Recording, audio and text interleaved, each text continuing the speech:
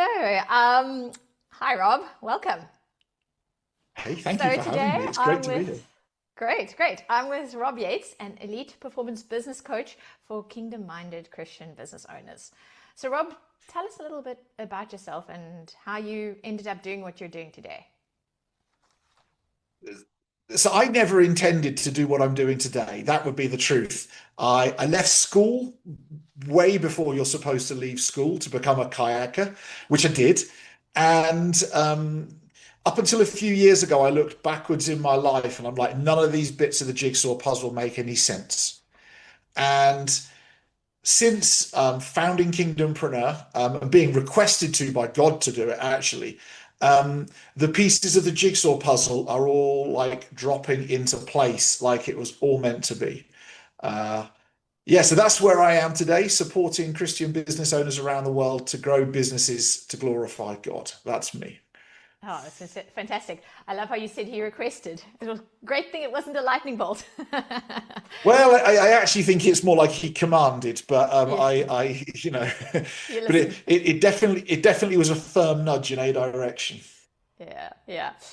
So, if people, business owners, if they looking at you and they see your successes, they don't see all the years of learning and growing and, how you got to where you are.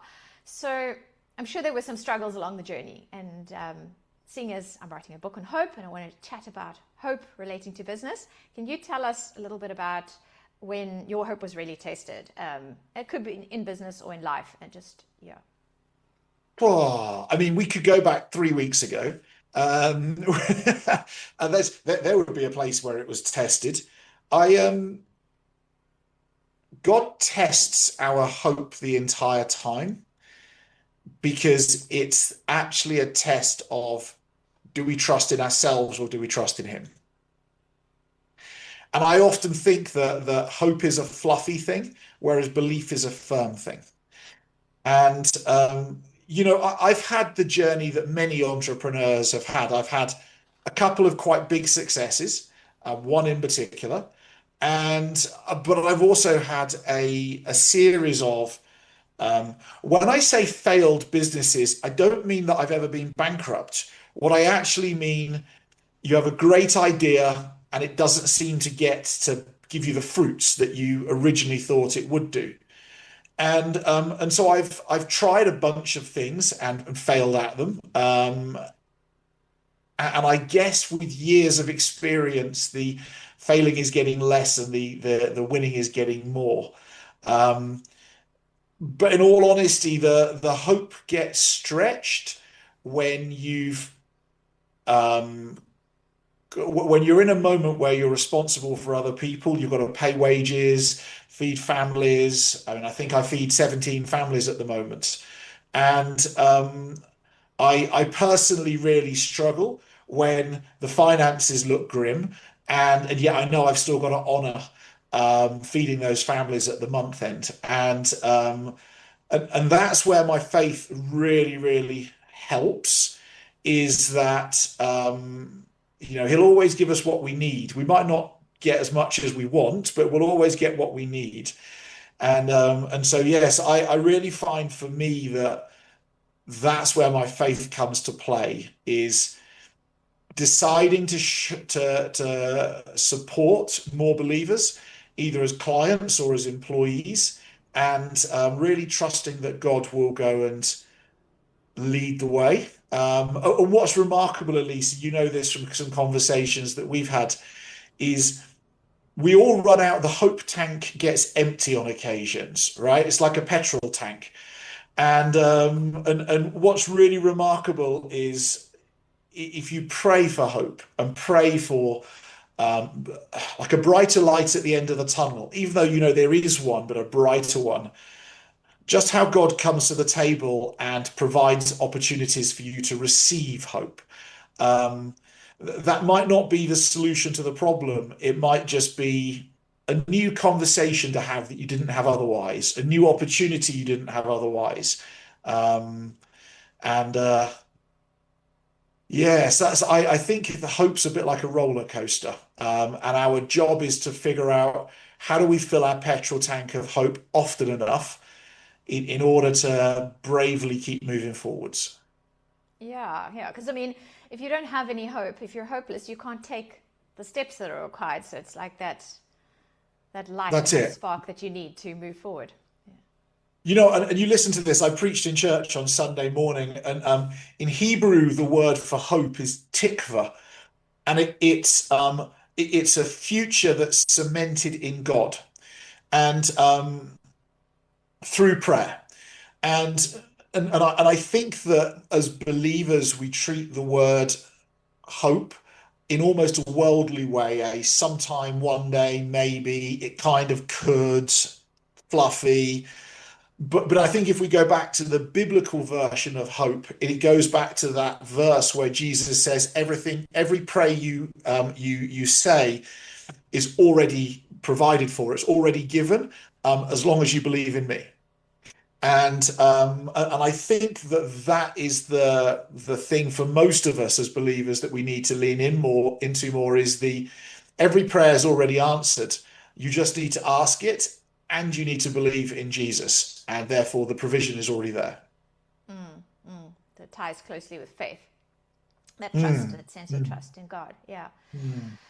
So if you do think back those journeys that you're mentioning where you kind of had to refill your hope tank, and you've kind of alluded to it perhaps because with the tikva through prayer, but what has helped you in, if you think back to times where you've really struggled, like it's been whatever, whether it's the finances to pay people or whatever it's been, what has helped you find that hope?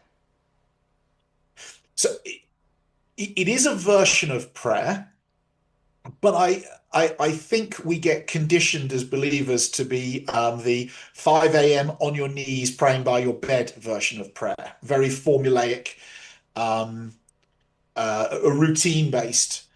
But I also know, having worked with thousands and thousands of, maybe even hundreds of thousands of people over the past 25 years, that every single one of us connects with God in a place that's right for us. So for me, it's walking in the countryside, carpentry, and vegetable gardening. Don't ask me why that's the case. It just is, and it's a what's the best way of phrasing it? Or canoeing in the countryside as well, but not for the pursuit of winning a race, just for the recreation of being in his presence. And I think all of us have that version for us. Maybe somebody is sat watching a sunset on a beach. I don't know what it would be. But knowing firstly where that place is for you, I think is and that time is for you is important. And I think then secondly, being brave enough to in your mind have a conversation with God, which is really a form of prayer as you're doing that, asking him for whatever you want, guidance, wisdom, hope, provision. Um, and then when you've done it, being very willing to become very blinkers off, wide eyes, looking for that after you've asked for it. Um, but I think the first bit is understanding that prayer is every thought and every word. It's we are praying now, and then finding that place where we connect with Him better. Um, and I think for everybody that will be a slightly different place. Yeah. And yet many people, I mean, myself included, find nature is an amazing place to connect with God. Yeah. Well, it makes sense, right? We were created on what, day 6, humans, and He created nature in the first 5 days. So it would make sense if you were to go back to the origin of who we are, where we were created, and what we were created in. We were created as the 6th creation after nature was created. Therefore, we're probably closer linked to it than any one of us would believe. Yeah. Yeah, definitely. So now, okay, so you've touched on how to rebuild hope, or how you have, and but maybe thinking about a business owner listening that's stuck, and just from your experience working with people, whether it's because they're struggling to go to the next level in business and they just feel like they're on a treadmill, or maybe they're quite new and they're struggling to meet the needs of their family, whatever they feel like that they've hit a ceiling, they can't move forward. What's the first thing that you would recommend them they do to change their perspective on their situation? So I think firstly, become a great historian of your own life. And I think as human beings, we're very bad at looking backwards in time at where provision has come from God, because it's often a provision thing, right? That's often the struggle that we've got, where provision, which could be a relationship, it could be money, it could be food, it could be a roof over our head, it could be whatever, where provision has come from God at times where logic failed us. And I think to be a historian in our own life would be and go and identify that would be a really, really interesting thing for anybody to go and do. Because you will get back almost certainly to a series of experiences that you've had that actually make no sense. Like there's the logic of becoming a parent until you get, and I remember when my daughter was like 6 minutes old and just put in my hands. And like, here's your daughter, congratulations. And she, maybe even 45 seconds, I mean nothing. Like little baby put in my hands. All of the logic of how to become a parent, what parenting is, all of that changes in that experience in that moment. Yeah. The month end when you don't have enough money and somehow, even if it is just one person you owe money to, just doesn't chase you for 10 days and buys you that 10-day breathing space. Like that is God's provision. That is him buying us the space. And so become a historian, number one. Number two is this. Actually, at least this is actually the Kingdompreneur session tomorrow, by the way. But we're very good as human beings of saying, when this happens, then I'll do that. So, for instance, the other day I was with somebody and they said, when I lose weight, I will join the gym. Right? I've met somebody else who's like, when I've dealt with all my sin, and then I will come to church. Right? Or when I've made some money, then I'll buy business coaching. Another great one. Right? And I'm like, we're great as human beings as doing that. And yet, if we're honest, we know that church is the place to deal with sin. The gym is the place to go and lose weight. And business coaching is a great place to go and grow a business and make more money, right? It's the fast track. And so I'd encourage people to go and look at where have they got their A and B the wrong way around. You know, I was with a client yesterday morning and he said, when I make 6 more sales, I will dress smarter for my clients at work. I'm like, what would happen if we just took our best shirt, best tie, best suit, best whatever? Doesn't have to be great, and started wearing it now. Maybe that is the way to make the 6 sales quicker or better. And so I'd encourage us all to go and say, if we knew the future we want was certain, what is it we'd do? Yeah, that's fantastic. Got my brain going in all sorts of places. Yeah, like I'm off to the States to do a book tour for the book I haven't finished writing yet. Yes, which There's I'm a whole holding you different accountable story. on. Which you're holding me accountable on. The book I haven't finished writing yet. I'm off to the States in October to go and do a soft launch tour in Texas and Florida. If I knew, and I can pray for this, of course, but if I knew I sold 100,000 copies in that tour, right? Because I've prayed for it and I treat it as certain provision for God. There is a whole series of decisions I would make today that would be different to the ones I'm actually making. That's speaking to me with my book. Like we would do a whole series of different things, and I think that all of that is taking. We're taking action out of a lack of belief because we don't believe that he will answer our prayers. Yeah, doubt.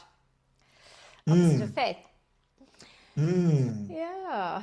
And then something else I wanted to ask you was just about, you've spoken about Goshen recently, about this creating Goshen in your life and business. And, for those who don't recognize Goshen, it's the fertile valley in Egypt where Joseph, the Technicolor Dreamcoat guy, his family got to live. And they were the best of the land. They had the best of everything. So what is your interpretation of Goshen and how we can create a life and business that, where this plays a role? So how do you see that? So I envisage Goshen as a force field of God around me, right? A protective force field. I also envisage it as something that's not mine to create, it's his to gift me. And we can come on to that about that, but we can stack the cards better in our favor to have more or less of it. So I think that's a thing worth playing about, because I also know that at different points in times of our life, we have felt God protecting us to greater or lesser degrees, right?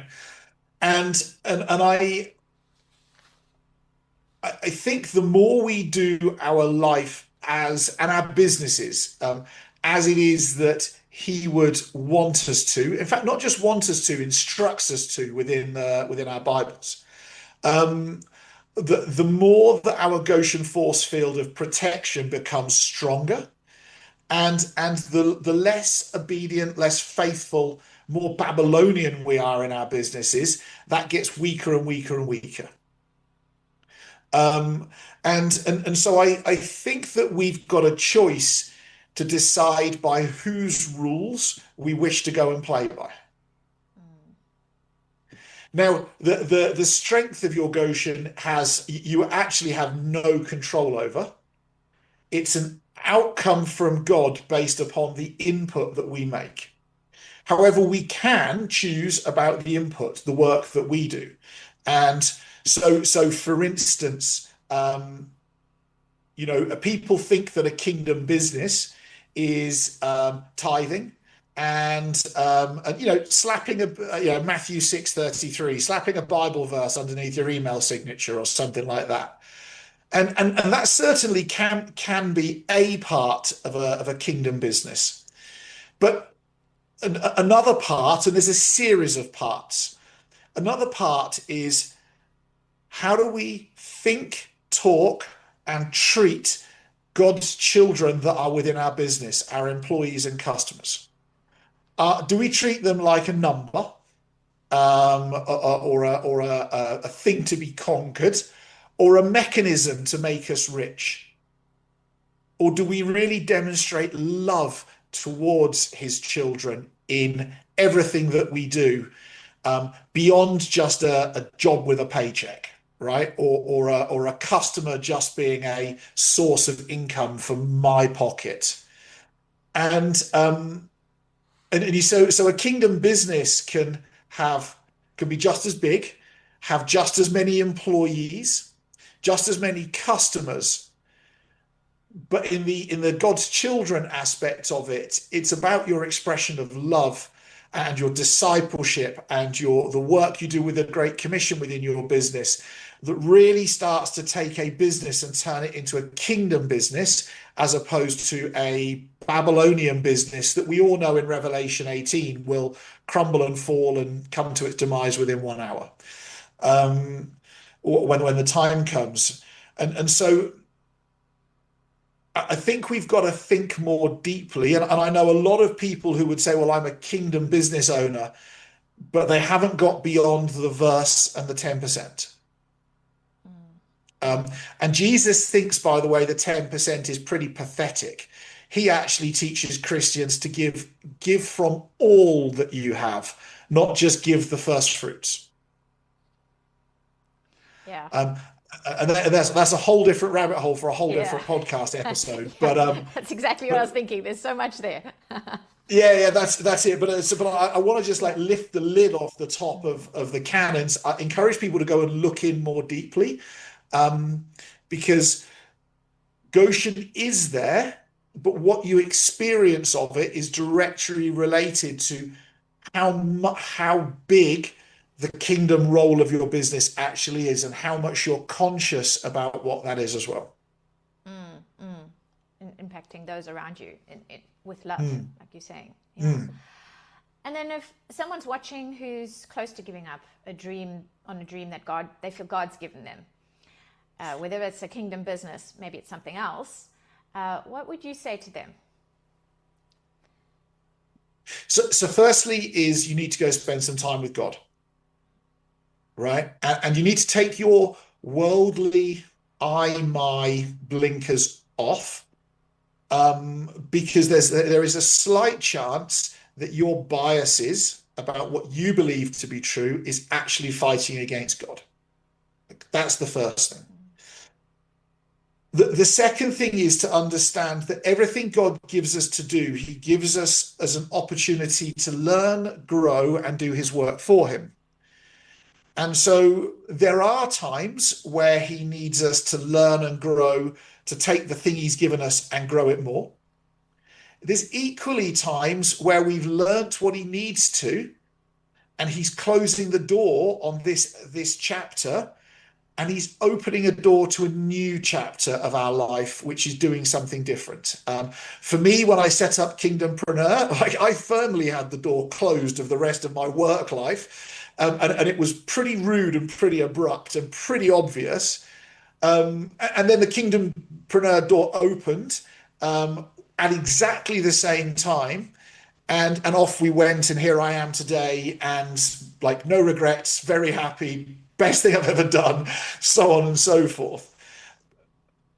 But I think we've got to get better at putting ourselves to one side and saying, if I'm a chess piece on God's chessboard, and he's moving me, and I thought I was going in a straight line, and now he's either not moving me, and life feels really tough.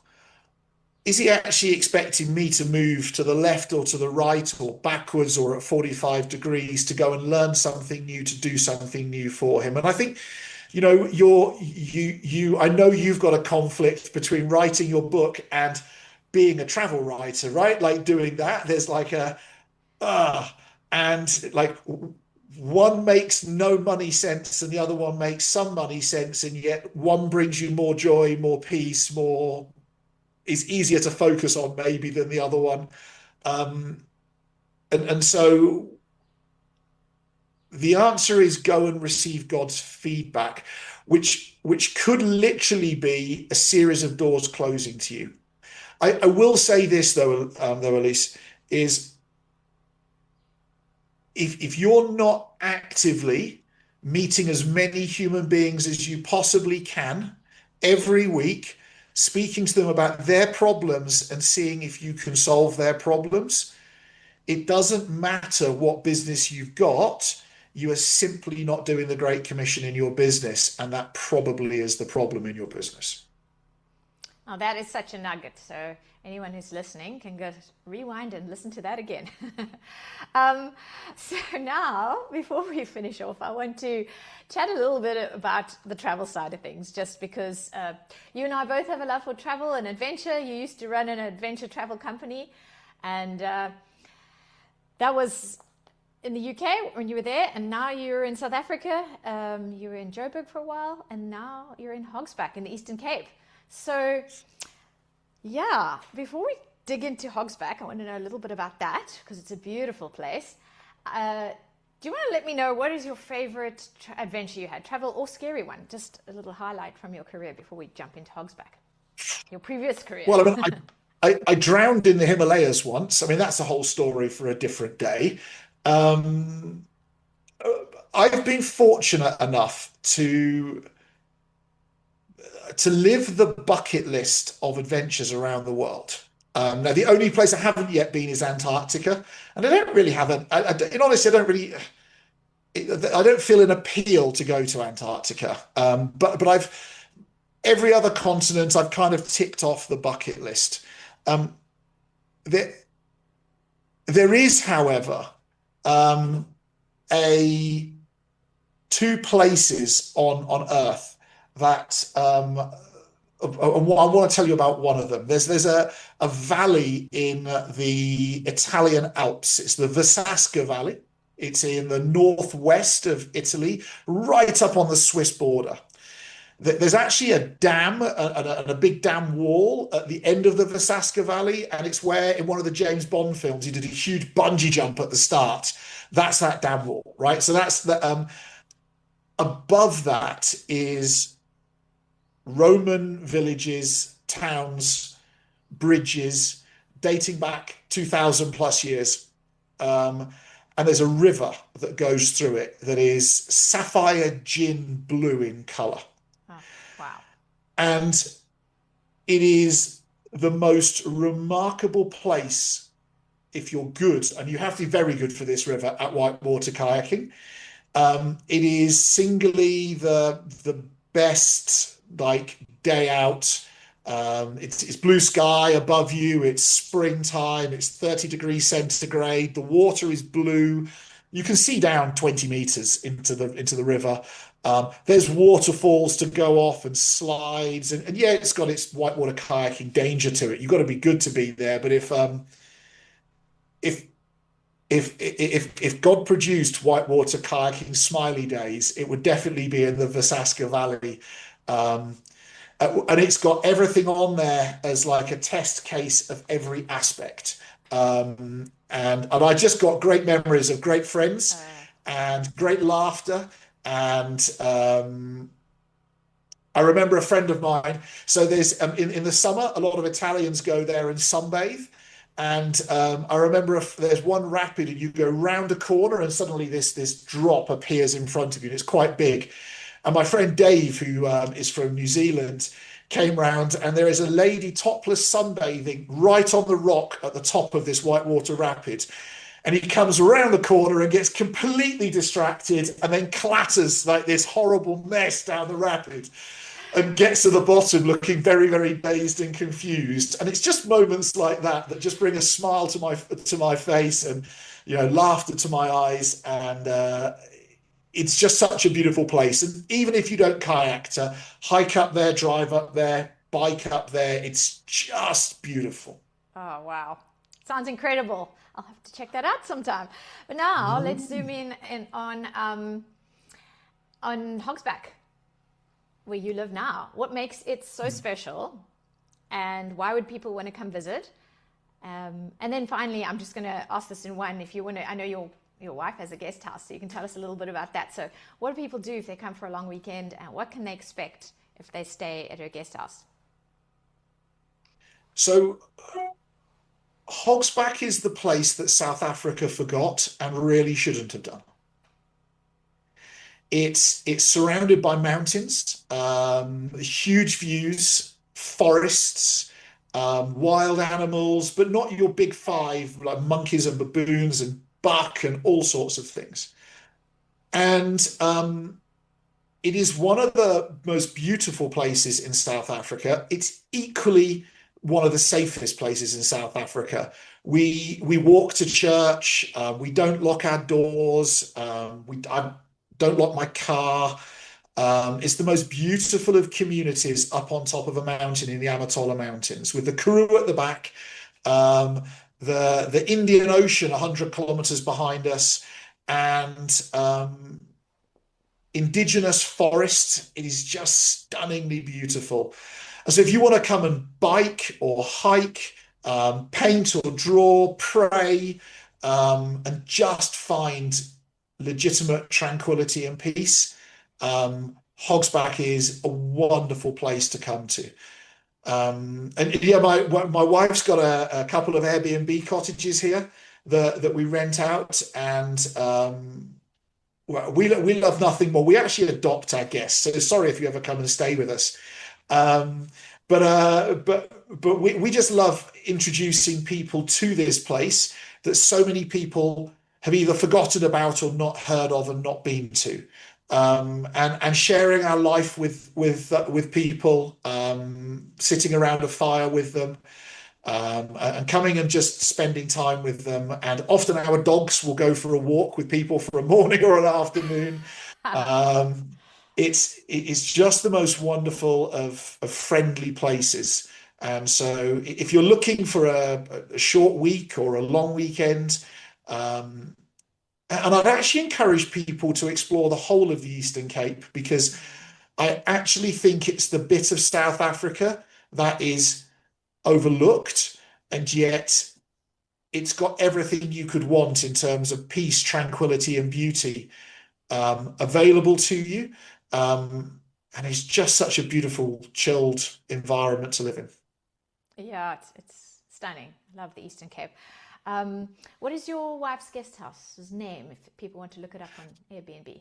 So you can go and check out Hogsview, Hogsview, .com, or find it on booking.com or Airbnb or anything like that.